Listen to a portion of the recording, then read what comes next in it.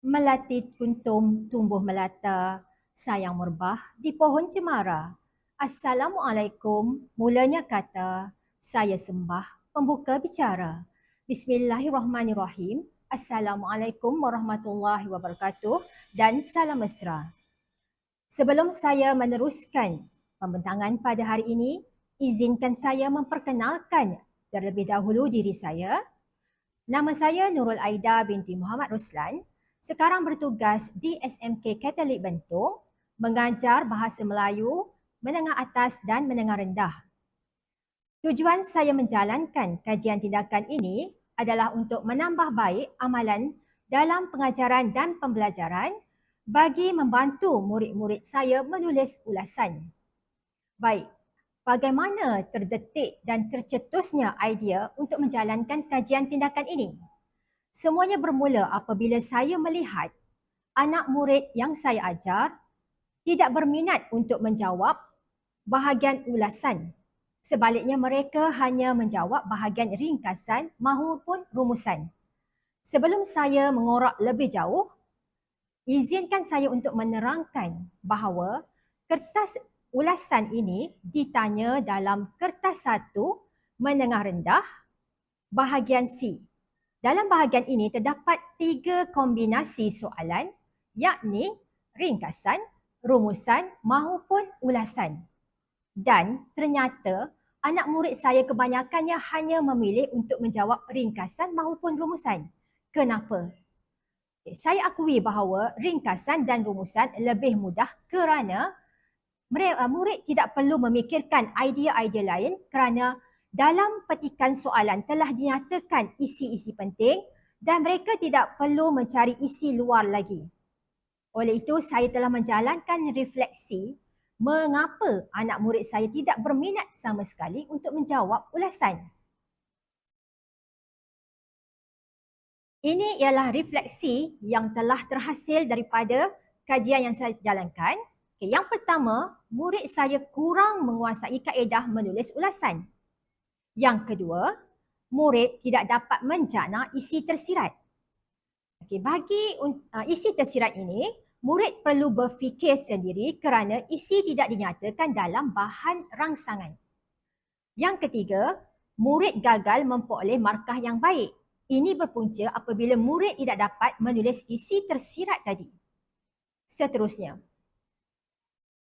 oleh itu, saya fokuskan kajian untuk mencari bagaimana kaedah untuk membantu anak murid saya menulis ulasan. Dari situ terdetiklah satu idea untuk mencipta kata kunci ataupun formula untuk membantu anak murid saya. Maka terhasillah kaedah Pak Wan suka bantu suhusi ini. Sengaja saya mencari satu tajuk yang agak catchy supaya anak murid saya mudah untuk mengingat tajuk-tajuk yang menarik ini. Okey, kita pergi kepada definisi. Apakah yang dimaksud dengan Pak Wan suka bantu suhusi ini? Pak Wan merujuk kepada penanda wacana. Penanda wacana ini contohnya adalah seterusnya, selain itu, di samping itu, tambahan pula, akhir sekali. Itu penanda wacana yang biasa saya minta anak murid saya gunakan. Selalu saya ingatkan mereka jangan gunakan penanda wacana yang tidak mempunyai kesinambungan isi. Kemudian, suka pula mewakili subjek. Siapa yang terlibat yang boleh membantu isi tersurat? Contoh subjek ialah kita, masyarakat, ibu bapa, anak-anak, remaja, sekolah maupun negara. Manakala su pula merujuk kepada isi tersurat. Di sini isinya agak mudah kerana murid tidak perlu berfikir di luar kotak mereka sebab isi tersurat telah diberi dalam bahan rangsangan. Diikuti dengan who, yakni kata hubung. Kata hubung ni tujuan dia adalah untuk menghubungkan antara isi tersurat dengan isi tersirat nanti. Contoh kata hubung yang boleh digunakan adalah dan, atau, lalu, supaya, agar, sambil. Itu antara contoh kata hubung yang boleh digunakan. Dan yang terakhir ialah si. C ini merujuk kepada isi tersirat. Okay, di sinilah puncanya yang menghalang anak murid saya untuk berminat menulis ulasan. Kerana mereka terhalang dan menjadi kekangan pada mereka tidak dapat menjana isi tersirat. Jadi, solusinya saya selalu menasihati mereka, memberi panduan dan nasihat. Fikirkan apakah kesan positif daripada isi tersurat tadi. Langkah-langkah yang dijalankan, apakah kesan positif ataupun apakah harapan kamu kepada langkah yang diberi. Dari situ mereka akan nampak dah panduan, nampak dah jalan bagaimana nak menghasilkan isi tersirat tadi. Seterusnya, untuk objektif kajian. Objektif amnya pastilah tujuan saya untuk meningkatkan kemahiran murid dalam menulis ulasan. Bagaimana saya nak mencapai objektif am tadi? Saya fokus atau khususkan objektif tadi dengan cara untuk mengembangkan isi. Di situlah tadi yang perlu adanya 6 kemahiran, yakni penanda wacana, subjek, kata bantu, isi tersurat, kata hubung dan isi tersirat. Jika tiada gabungan ke-6 elemen ini, murid tidak dapat mengembangkan isi. Apabila ke-6 kemahiran ini dikuasai, mereka dapat membentuk satu kombinasi ayat yang gramatis. Bila terhasilnya ayat-ayat yang gramatis tadi, mereka boleh menggabungkan menjadi satu perenggan isi yang lengkap. Kemudian, saya akan mengajar mereka kaedah menulis ulasan yang betul. Bagaimana nak terhasilnya ulasan yang betul tadi? Daripada perenggan isi tadi, mereka perlu menambah sedikit lagi bahagian pendahuluan dan seterusnya perenggan penutup. Jadi, saya akan terangkan kepada mereka hasilkan 3 perenggan yang mengandungi perenggan pendahuluan, perenggan isi dan perenggan penutup. Kumpulan sasaran pula. Untuk kumpulan sasaran, saya hanya mensasarkan 5 orang murid dari kelas 3 Mawar, yakni kelas yang saya ajar. Dan saya pilih mereka ini daripada murid yang cemerlang berbanding keseluruhan murid kelas 3 Mawar.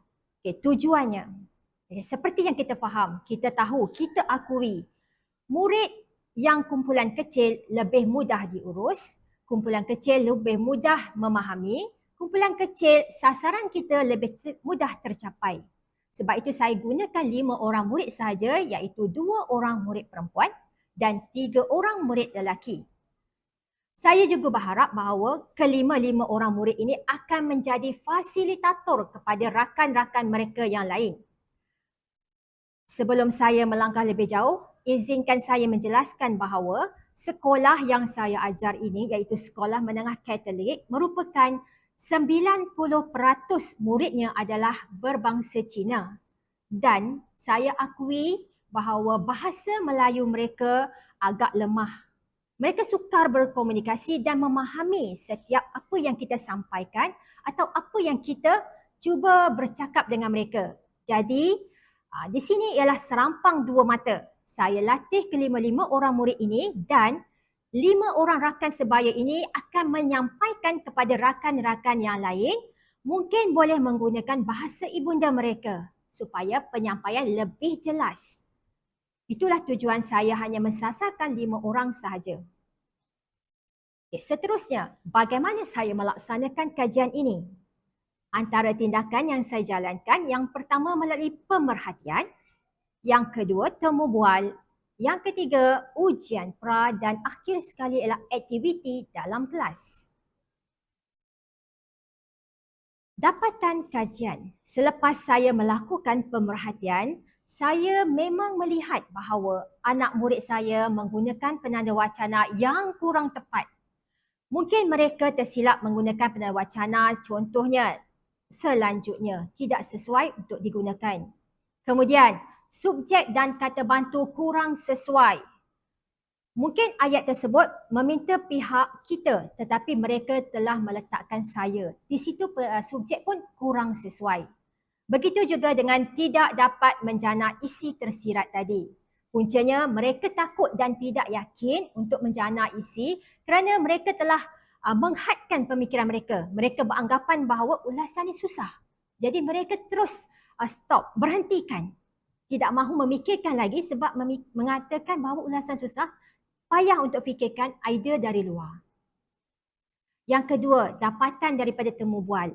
Kita boleh lihat daripada jadual tersebut, saya memberikan beberapa soalan berkaitan sikap mereka terhadap bahasa Melayu dan ulasan. Kita lihat daripada kelima-lima responden tadi, untuk soalan pertama, adakah mereka berminat dengan subjek bahasa Melayu? Nampaknya hanya 3 orang daripada 5 berminat dengan bahasa Melayu. Manakala kelima-lima murid tadi menyetujui bahawa ulasan susah, isi tersirat sukar ditulis dan mereka lebih suka menulis ringkasan berbanding ulasan. Seterusnya saya juga menjalankan ujian pra.